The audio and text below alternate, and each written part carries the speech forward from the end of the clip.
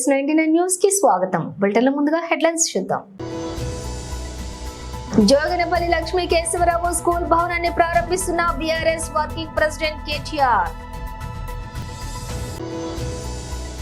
జమ్మూ కాశ్మీర్లోని చైనానీలో జరిగిన బహిరంగ సభలో HM శ్రీ అమిత్ షా ప్రసంగించారు. ఇవాళ BRS వర్కింగ్ ప్రెసిడెంట్ కేటీఆర్ తో ఫోన్ లో తమ ఆవేదనను పంచుకున్న రైతులు. శ్రీమతి చాకలి ఐలమ్మ జయంతి సందర్భంగా ఆమె చిత్రపటానికి పూలమాలలు వేసి నివాళులర్పించిన doctor K Lakshman, BJP Telangana. ఇక డీటెయిల్స్ చూస్తే జోగినిపల్లి లక్ష్మీ కేశవరావు స్కూల్ భవనాన్ని ప్రారంభిస్తున్న BRS వర్కింగ్ ప్రెసిడెంట్ కేటీఆర్. అది మీరు చెప్పాలనా లేక అది కూడా వెంకటరమణారావు గారు, అదేవిధంగా మా తాతగారు కేశవరావు గారి సుపుత్రుడు, నాకున్న ఒకే ఒక్క మా మామ జోగినిపల్లి శ్రీనివాసరావు గారు, ఇద్దరు ఎవరన్నా ఆగవాటూరు పోయాను మరీ ఎక్కువ. అదేవిధంగా సెస్ అధ్యక్షులు గౌరవనీయులు చిక్కాల రామారావు గారు, మార్కెట్ కమిటీ చైర్మన్ గారికి, వేదికపైన ఆసీనులైన మా గౌరవనీయులైన ప్రధానోపాధ్యాయులు, అదేవిధంగా మాజీ ZP చైర్మన్ అరుణ రాఘవరెడ్డి గారు, అదేవిధంగా గౌరవనీయులు సిరిసిల్ల మున్సిపల్ చైర్మన్ సోదరి జిందం కళ గారు, ఇంకా వేదికపైన ఆసీనులైన కొండయ్య గారు, ఇంకా ఉమా గారు, పేరు పేరున అందరికీ, నేను ఎవరెవరి పేర్లు చెప్పలేదో వాళ్ళు జర పార్టీలకు అతీతంగా మనసులను తిట్టుకోండి, బయటికి తిట్టొద్దని కోరుతూ, మరి వేదిక ముందున్న మా కొదురుపాక గ్రామ అన్నదమ్ములకు, అక్క చెల్లెలకు, పాత్రికేయ మిత్రులకు, మండలంలోని నియోజకవర్గంలోని వివిధ ప్రాంతాల నుంచి విచ్చేసిన నాయకులందరికీ, ప్రజాప్రతినిధులందరికీ పేరు పేరున హృదయపూర్వకంగా నమస్కారం. ఈరోజు ఒక శుభదినం. చిట్యాల ఐలమ్మ గారి జయంతి సందర్భంగా ఈరోజు ఇప్పుడే అక్కడ నివాళులు అర్పించి సిరిసిల్లలో ఇక్కడికి రావడం జరిగింది. ముందుగా నేను తమ్ముడు ఎమ్మెల్యే గారికి హృదయపూర్వకంగా ధన్యవాదాలు తెలియజేస్తా ఉన్నా, సత్యం గారికి. ఎందుకంటే నిజానికి ఈ కార్యక్రమం పోయిన నెలలనే పెట్టుకోవాలి మేము, కానీ అప్పుడు కుదరలేదు తమ్మి అంటే, పర్వాలేదన్నా మీరు దగ్గరుండి కట్టించినారు, మీ తాతగారి పేరు మీద కట్టించినారు, మీ అమ్మమ్మ పేరు మీద కట్టించినారు, కాబట్టి నీకు పర్సనల్ సెంటిమెంట్ ఉంటుంది, నీకు టైం కుదిరినప్పుడు పెట్టుకుంటా, నాకేం ఇబ్బంది లేదని చెప్పి సహకరించి పెద్ద మనసుతోని ఈరోజు చాలా గౌరవించినందుకు తమ్ముడు మేడిపల్లి సత్యం గారికి హృదయపూర్వకంగా ధన్యవాదాలు. సత్యం కూడా మావాడే, మీకు తెలియదు ఇక్కడ వాళ్ళకి, కానీ మా ఆయన కూడా మావాడే, మా కొరట్లపేట సత్యంది, కాబట్టి నా కాన్స్టిట్యున్సీ ఓటరు, కాబట్టి మీకు తెలియకపోవచ్చు, కానీ అందుకే తమ్ముడు అంటున్నా. అదేవిధంగా ఈరోజు నిజంగా ఇక్కడికి నేను ఒక రాజకీయ నాయకుడిలాగా రాలేదు, కేవలం ఒక మన్మడుగా కేశవరావు గారికి, మా లక్ష్మ అమ్మమ్మకు ఒక మన్మడుగా మాత్రమే ఇక్కడికి వచ్చిన. ఈ ఊరితో నాకు చాలా జ్ఞాపకాలు ఉన్నాయి. చిన్నప్పటి నుంచి ప్రతి ఎండాకాలం సెలవులల్లా ఇక్కడికే వచ్చేది. మీ ఇప్పుడు ఇవాళ కాంగ్రెస్ నాయకులు అనుకుంటారు మీ సర్పంచ్ గారని, కానీ మా మామనే ఆయన కూడా, వారింట్లోనే వారి తల్లిగారితోనే ఎన్నో సందర్భాలలో, ఈ రోజు కాదు మా రుక్కమ్మమ్మ, ఈ రోజు కాదు, నాకు చిన్నప్పటి నుంచి అత్యంత ప్రీతిపాత్రమైన మా అమ్మమ్మ, కాబట్టి వారు కూడా నాకు చాలా చాలా సన్నిహితమైన పెద్దలు. వారు ఇప్పుడు ఒక మాట చెప్పినారు, బడి మంచిగానే కట్టించారు కానీ ఇంకా గుడి పూర్తి కాలేదు, గుడి కూడా చేయాలి అన్నారు వెంకటరమణారావు గారు, అదేవిధంగా శ్రీనివాసరావు గారు.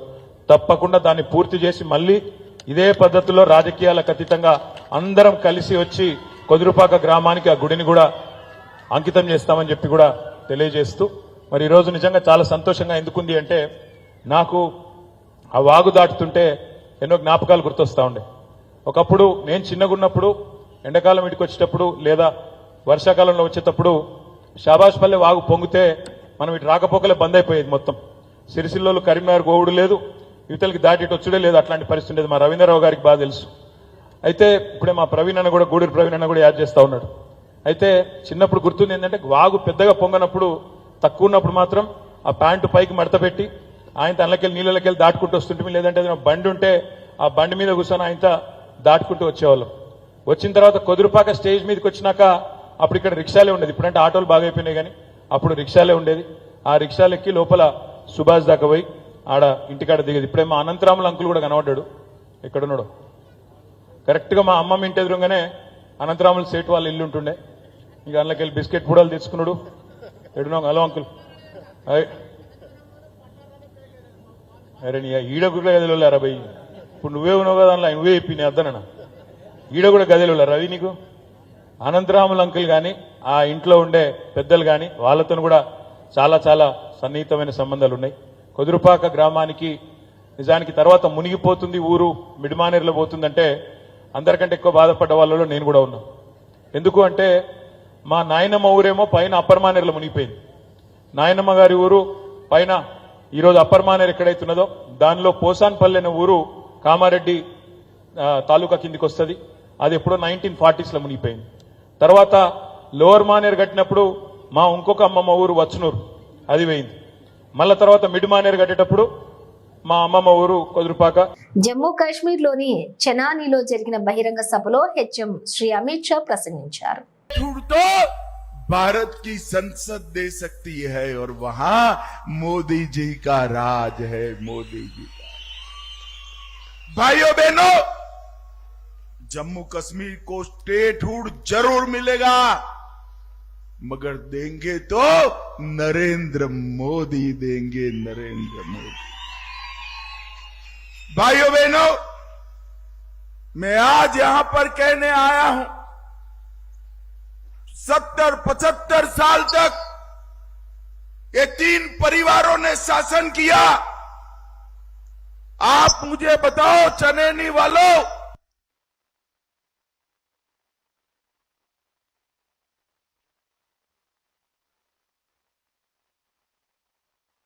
आपके पास गोल्डन कार्ड है, 5 लाख का इलाज का पहले मिला था क्या?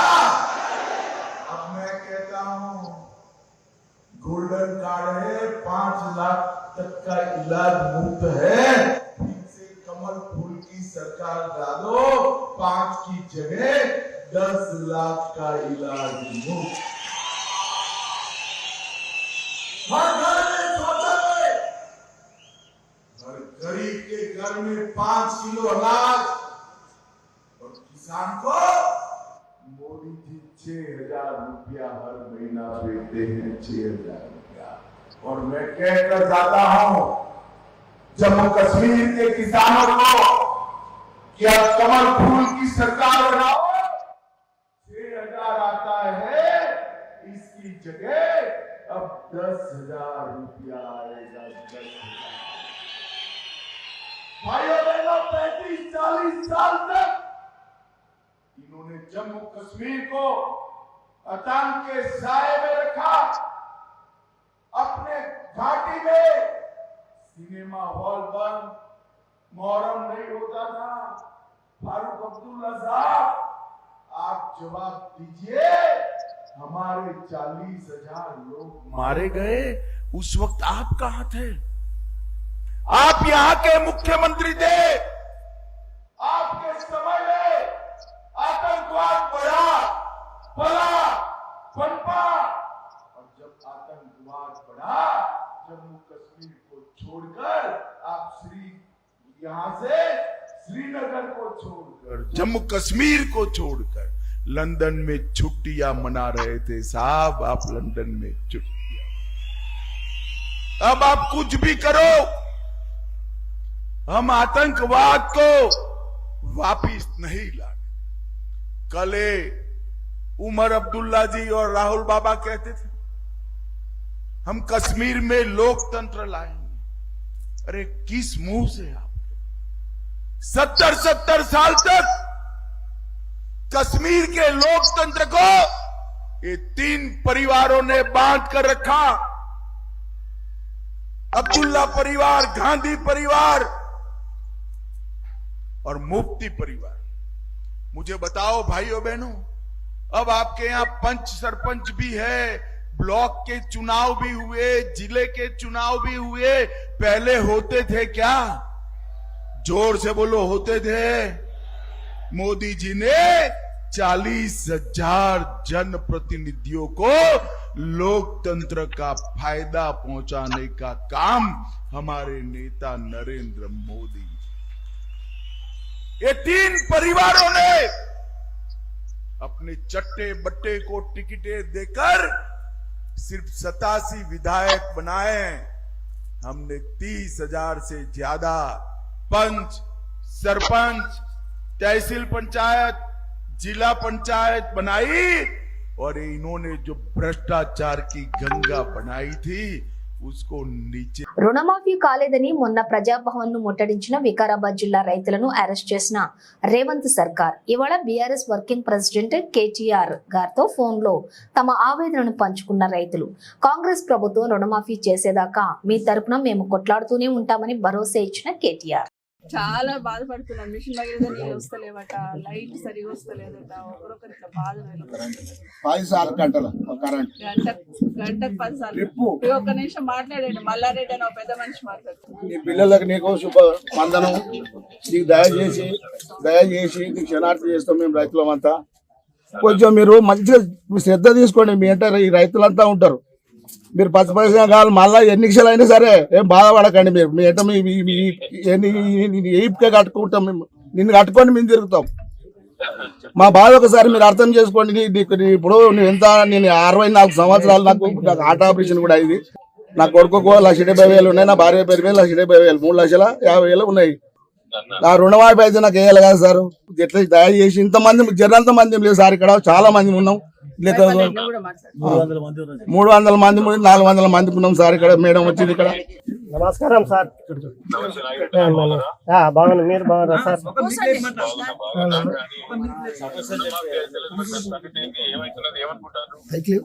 మేము రుణమాఫీ గురించి పోయినాం సార్. మొన్న ప్రగతి భవన్ ముట్టడి గురించి మాకు కూడా ఏమిట్లు వచ్చిందంటే జీన్యూస్లు వచ్చింది. ఛానల్ రైతులు రుణం అది ప్రగతి భవన్ ముట్టడికి వస్తున్నారు అంటే మేము అప్పట్లో ఇక బండి మాట్లాడుకొని పోయినాం. మనిషికి 300 తీసుకొని పోయి ఆడికి పోయి చూసాక ఆడికి అడిగి మమ్మల్ని అరెస్ట్ చేశారు అన్నట్టు. ఆడికి వెళ్ళి మేమేంటి సార్ మేము వచ్చింది సార్ని కలిసి అడగానికి వచ్చాం, మాకు రుణమాఫీ కాలేదు అని అంటే వాళ్ళు ఏమన్నారంటే ఆడ చెప్తారు సార్, మీరు సార్ అక్కడనే ఉన్నారు, మీరు అక్కడనే చెప్తారు పదా అని మమ్మల్ని బల్బ్ మీద చేసి బండి ఎక్కించు. బండి ఎక్కించి ఈ సంజీవరెడ్డి నగర్ పోలీస్ స్టేషన్ లో ఒక 1.5 గంట సేపు ఉంచారు. 1.5 గంట సేపు ఉంచి ఇక మళ్ళా తర్వాత ఇక పంపించారు మమ్మల్ని.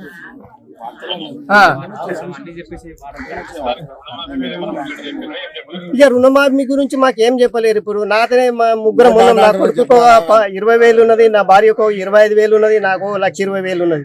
ముగ్గుట్లో కూడా ఒక్కరికి కూడా రాలేదు. ఒక్కరికి వచ్చింది నాన్న అరే వచ్చింది కాదు ఇంత అని అనుకుంటున్నాం. అట్లా కూడా రాలేదు మా ముగ్గుట్లో కూడా. ఎవరిని అడిగినా నో డాటా అని చెప్తున్నారు. మీ తరఫున మేము గట్టిగా కొట్లాడతాము, మీ తరఫున గట్టిగా మాట్లాడుతూనే ఉంటాము. అవును సార్, ధైర్యంగా ఉండండి. అసెంబ్లీలో కానీ బయట కానీ ఇది ధైర్యంగానే ఉంటాం సార్. మేమేమి ధైర్యం లేకపోతే ఆందాక ఊకుంటామా సార్?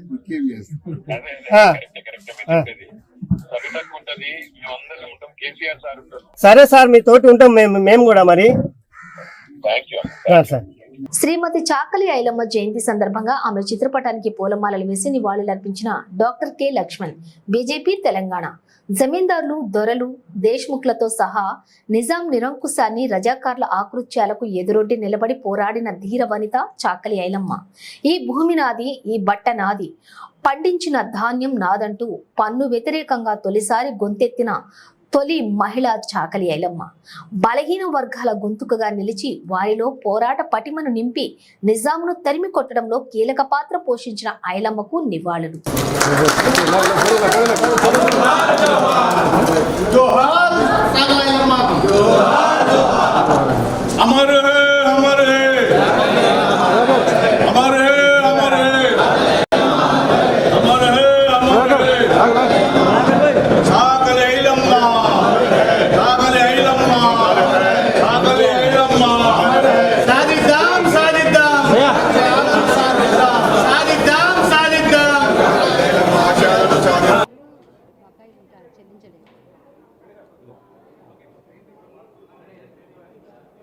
అధ్యక్షులు ఓబీసీ మోర్చా ఆనంద్ గౌడ్ గారు,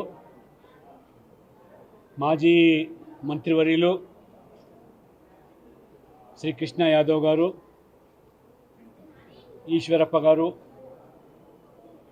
రాజేశ్వరి గారు, ప్రేమేంద్ర రెడ్డి గారు, డాక్టర్ కాసం వెంకటేశ్వర గారు, కార్యకర్త మిత్రులు, పాత్రికేయ మిత్రులు, భారతీయ జనతా పార్టీ రాష్ట్ర కార్యాలయంలో చాకలి ఐలమ్మ 129వ జయంతి ఉత్సవాలు ఆనవాయితీగా జరుపుతూ ఈ వృత్తిలో ఉండేటువంటి చాకలి సామాజిక వర్గానికి ఆ వృత్తులను కాపాడాలని, ఆ వృత్తులు ఇంకా ఆధునీకరించి ఈరోజు సంపద సృష్టించేటువంటి ఈ వర్గాలు ఏ కుల వృత్తుల మీద ఆధారపడి జీవిస్తున్నారో, నేత, గీత, మత్స, కమ్మరి, కుమ్మరి, వడ్రంగి, చాకలి, మంగలి, ఈ అన్ని వృత్తులను నరేంద్ర మోడీ గారు ఈ వృత్తులు లేని, ఈ కులాల మీద ఆధారపడేటువంటి వర్గాలు లేని సమాజమే లేదు.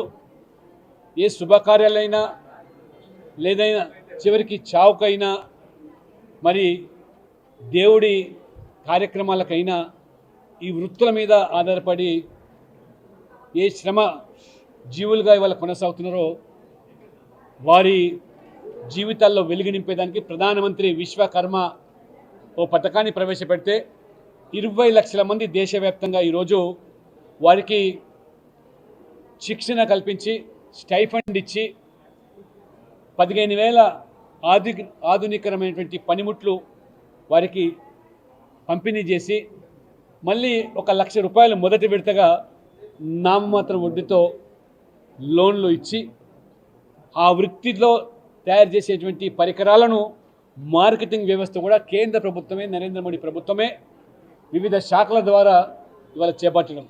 అంటే 20 లక్షల కుటుంబాలను ఇవాళ ఏ పల్లెల్లో మరి ఆ వృత్తి మీద జీవిస్తున్నారో ఆ పల్లె నుంచి పట్టణాలకు వలస రాకుండా ఆర్థికంగా మరి వాళ్ళు నిలదొక్కడమే కాకుండా ఆ గ్రామీణ ఆర్థిక వ్యవస్థకు మరి దోహదపడేటువంటి ఈ వర్గాలకు మరి నిజంగా నరేంద్ర మోడీ గారికి అభినందనలు, ధన్యవాదాలు. ప్రధానమంత్రి విశ్వకర్మ పథకాన్ని మొదటి విడతగా 20 లక్షల మంది, మళ్ళీ రెండో విడత కూడా వారు ప్రకటించడం జరిగింది. అయితే ఈరోజు మన రాష్ట్రంలో కూడా చాకలి ఐలమ్మ ఆనాడు నిజాంకు వ్యతిరేకంగా ఈ ప్రాంతం స్వతంత్రం కావాలి, నిజాం యొక్క ఉక్కు పాదాల నుంచి మరి విముక్తి పొందాలని చెప్పి మరి తిరుగుబాటు చేసి పోరాటం చేసినటువంటి వీరనారి చాకలి ఐలమ్మ. ఆనాడు రజాకాల ద్వారా లేదా నిజాం తొత్తులైనటువంటి ఆ రోజు జమీందారులు, దేశ్ముఖులు, దొరలకు ఎందుకు పన్ను కట్టాలి, ఇది భూమి నాది, పంట నాది, పండించిన ధాన్యం నాది, ఈ దొరలకు జమీందారులకు ఎందుకు పన్నులు కట్టాలని తిరుగుబాటు చేసినటువంటి మొదటి మహిళ చాకలి ఐలమ్మ. ఆ రకంగా తన సైన్యాన్ని ఏర్పాటు చేసుకొని ఆ చైతన్యాన్ని పూరించి ఏ రకంగా పారదొలిందో గ్రామాల నుంచి ఈ నిజాం యొక్క తొత్తులను, అది చాకలి ఐలమ్మ యొక్క చరిత్ర. ఆ కనుమరుగైన చరిత్రను భారతీయ జనతా పార్టీ తెలంగాణ విమోచన పేరు మీద మరి వెలుగులోకి తీసుకొచ్చి భావితరాలకు స్ఫూర్తినిచ్చే విధంగా ఏ బలహీన వర్గాల అణిచివేయబడ్డారో వారిని తిరుగుబాటు చేసి ఆ పోరాట పటిమ నింపి నిజాంకు వ్యతిరేకంగా మరి ఏ రకంగా పోరు సల్పారో అది ఆ చాకలి ఐలమ్మని స్ఫూర్తిగా తీసుకొని ప్రభుత్వాలు మరి ఇవాళ ఈ రాష్ట్రాన్ని పాలించే ప్రభుత్వాలు ఆ యొక్క రజాకార్ల వారసత్వంతో ఉన్నటువంటి మజ్లిస్ పార్టీకి తల ఒగ్గి ఇలాంటి వీర నారీల చరిత్ర చాకలి ఐలమ్మ కానీ, దొడ్డి కొమరయ్య కానీ 45వ FIDE చెస్ ఒలింపియాడ్ ఛాంపియన్లతో ప్రధానమంత్రి శ్రీ నరేంద్ర మోదీ సంభాషించారు. सर, ये फर्स्ट टाइम इंडिया ने दोनों गोल्ड मेडल जीते और टीम ने जिस तरीके से प्रदर्शन किया है वो बहुत ही बढ़िया था. मतलब 22 में से 21 पॉइंट बॉयज ने और 22 में से 19 पॉइंट गर्ल्स ने, टोटल 44 में से 40 पॉइंट हमने लिए.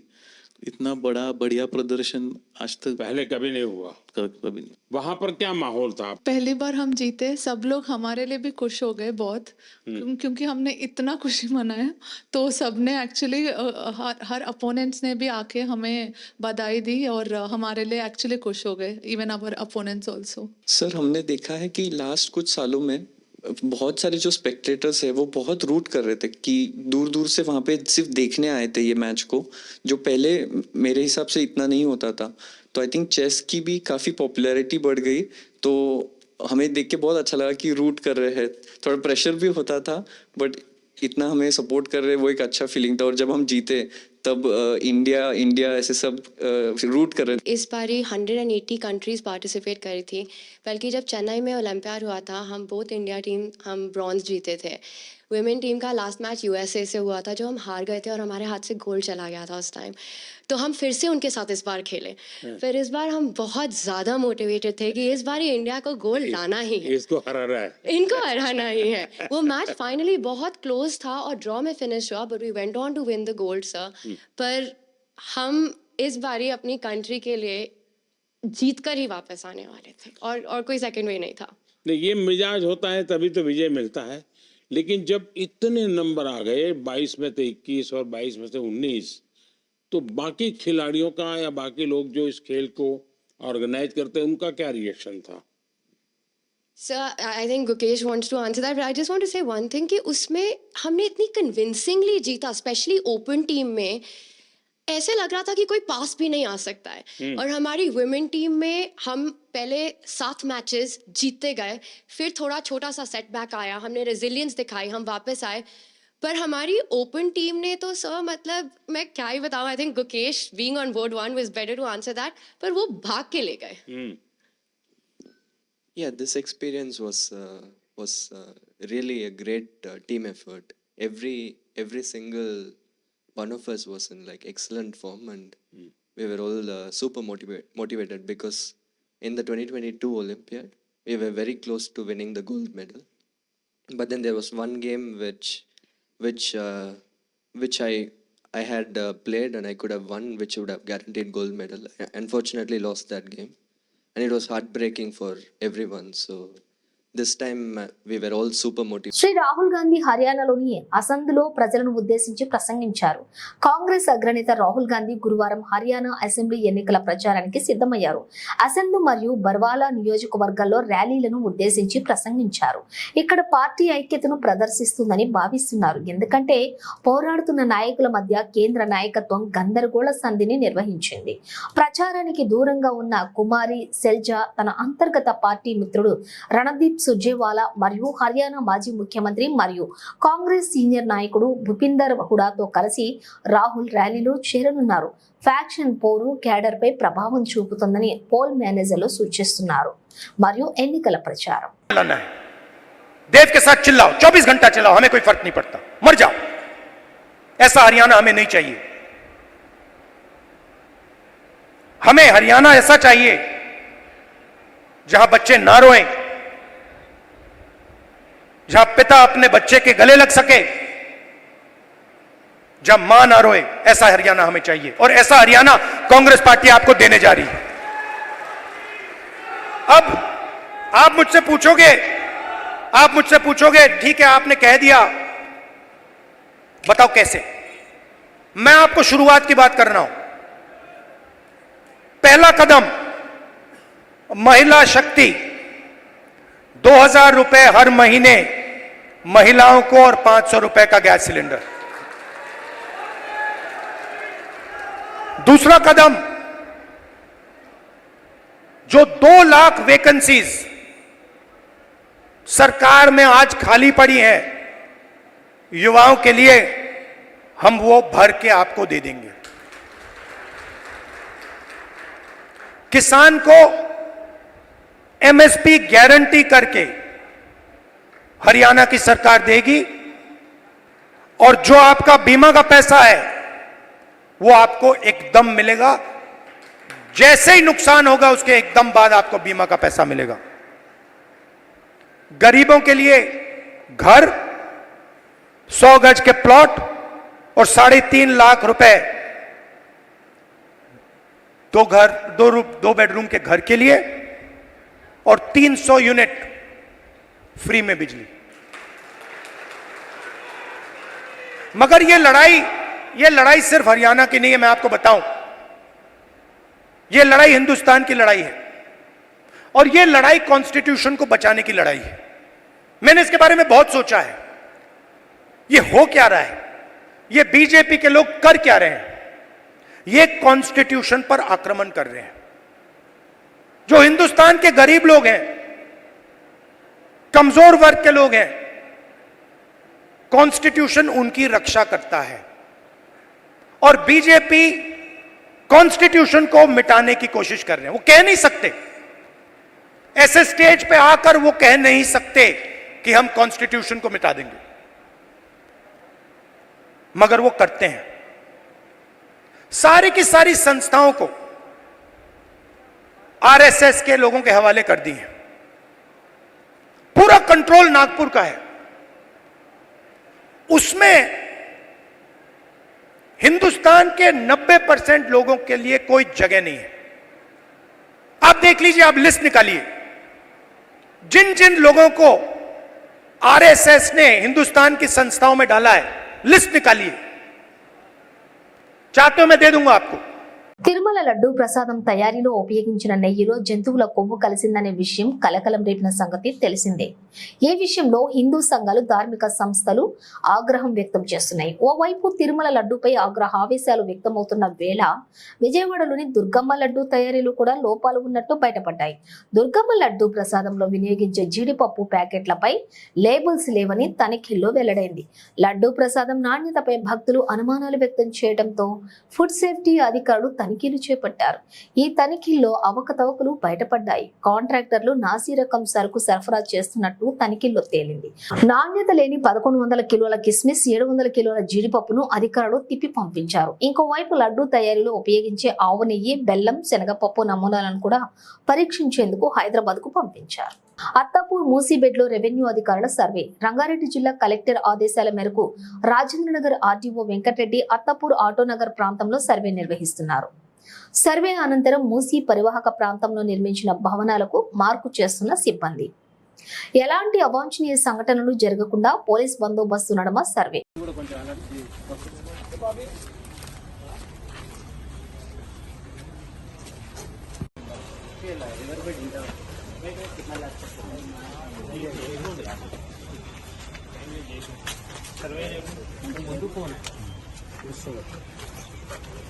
మూసీ నదీ పరివాహక ప్రాంతంలో సర్వే. అధికారులను అడ్డుకున్న స్థానికులు. హైదరాబాద్ మూసీ నదీ పరివాహక ప్రాంతంలో సర్వే కోసం వెళ్లిన అధికారులను అడ్డుకున్న స్థానికులు. తాము ఎట్టి పరిస్థితుల్లో ఇళ్లు ఖాళీ చేయబోమని కొత్తపేట, మారుతినగర్, సత్యనగర్ వాసులు తేల్చి చెప్పారు. దీంతో అధికారులు వెనుదిరిగారు.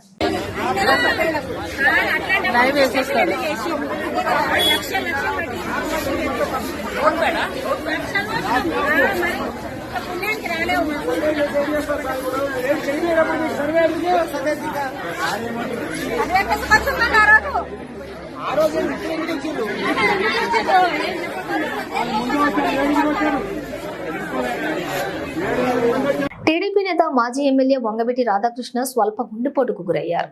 ఈ తెల్లవారుజామున ఆయనకు ఛాతీలో నొప్పి వచ్చింది. దీంతో కుటుంబ సభ్యులు ఆయన్ను హుటాహుటిన విజయవాడలోని ఓ ప్రముఖ ప్రైవేట్ ఆసుపత్రికి తరలించారు. ప్రస్తుతం ఆయన వైద్యుల పర్యవేక్షణలోనే ఉన్నారు. రాధా ఆరోగ్యం గురించి డాక్టర్లు స్పందిస్తూ ఎవరూ ఆందోళన చెందవలసిన అవసరం లేదని చెప్పారు. 48 గంటల పాటు ఆయన వైద్యుల పర్యవేక్షణలో ఉండాలని తెలిపారు. మరోవైపు రాధా గుండెపోటుకు గురయ్యారనే వార్తతో ఆయన అభిమానులు ఆందోళనకు గురవుతున్నారు. పలువురు ఆయన ఇంటి వద్దకు వెళ్లి వివరాలను కనుక్కుంటున్నారు. రాజకీయ నాయకులు కూడా రాధ ఆరోగ్య పరిస్థితి గురించి ఆరా తీస్తున్నారు. రాధ త్వరగా కోలుకోవాలని ఆకాంక్షిస్తున్నారు. బులెటిన్ ముగించే ముందు హెడ్లైన్స్ మరోసారి. జోగినపల్లి లక్ష్మీ కేశవరావు స్కూల్ భవనాన్ని ప్రారంభిస్తున్న BRS working president KTR. Jammu Kashmir లోని చైనానీలో జరిగిన బహిరంగ సభలో హెచ్ఎం శ్రీ అమిత్ షా ప్రసంగించారు. ఇవాళ బీఆర్ఎస్ వర్కింగ్ ప్రెసిడెంట్ కేటీఆర్ తో ఫోన్ లో తమ ఆవేదనను పంచుకున్న రైతులు. శ్రీమతి చాకలి ఐలమ్మ జయంతి సందర్భంగా ఆమె చిత్రపటానికి పూలమాలలు వేసి నివాళులర్పించిన doctor K Lakshman, BJP Telangana. ఇవి బులెటిన్ విశేషాలు. మరో బులెటిన్ తో మళ్ళీ కలుద్దాం.